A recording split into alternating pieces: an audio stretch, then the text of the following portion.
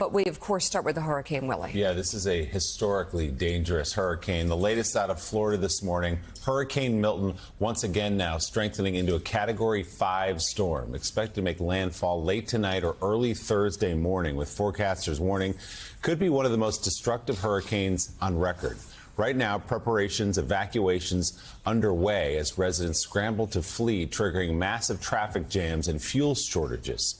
Officials say Milton appears to be headed straight for Tampa, where the storm surge could reach up to 15 feet of water, obviously causing major flooding from that rainfall and damaging winds. Joining us now live from Fort Myers, Florida, NBC's Jay Gray. Jay, good morning. What are you seeing there in terms of preparations and people still having time to get out? Yeah, Willie, but that window's closing very quickly here. We've seen a bit of rain overnight into the early morning here, which is obviously not good for this area. They've seen rain over the last couple of days and getting ready to get a deluge from this storm as it moves closer to the coastline here. What we've seen over the last couple of days is sandbagging. A lot of sandbags moved into place, boarding up of windows, the things you traditionally see ahead of a hurricane, but doing that with the knowledge that this could be the most powerful storm many in this area have ever seen, and they've seen plenty. Helene, just a couple of weeks ago, leaving debris that is still piled up in some areas and still a very major concern once that storm moves in, wind picking up some of that debris and scattering it again, making it projectiles that could be very dangerous. But don't forget Ian, 2 years ago, that really ravaged this entire region. They're still rebuilding from Ian. There are a lot of people who haven't quite finished rebuilding their homes, their businesses as a result of that storm. And now, within hours, they're going to see what may be the most powerful of all three. There are mandatory evacuations in place. If there's any good news here, it looks like, and we toured Fort Myers Beach yesterday. It looks like people have listened to those warnings, that they've moved to higher ground, moved out of the area. It was really quiet yesterday and into the evening, and so that's the good news.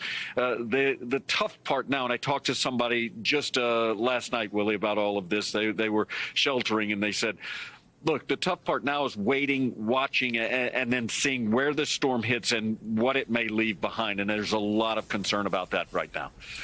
Jay, you've seen a lot of these storms in your years. You've covered a lot of them. I'm just curious, just looking at the radar, looking at the path, where this could rank in terms of storms you've seen and what they're preparing for there. And also unique in that Tampa actually hasn't had a direct hit in more than 100 years. And if it stays on this current trajectory, it looks like it's going to go right at Tampa.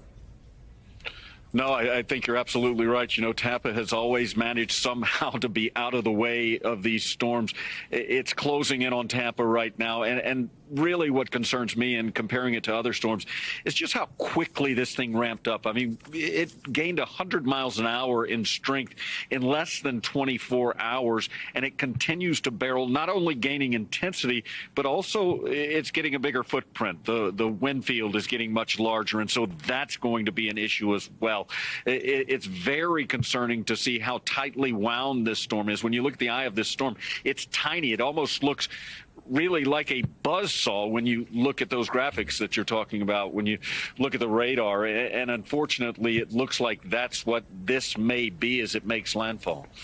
All right. We hope you stay safe as well, Jay. We appreciate your coverage this morning. Jay Gray, live from Fort Myers, Florida. Thanks so much, Mika. We're going to talk to the mayor of Sarasota in a few minutes and get to our meteorologist on exactly when this storm is going to hit. It's frightening. President Biden has postponed a trip abroad to oversee the response to Hurricane Milton. The president was supposed to travel tomorrow to Germany and then Angola, which would have been his first visit to Africa as president.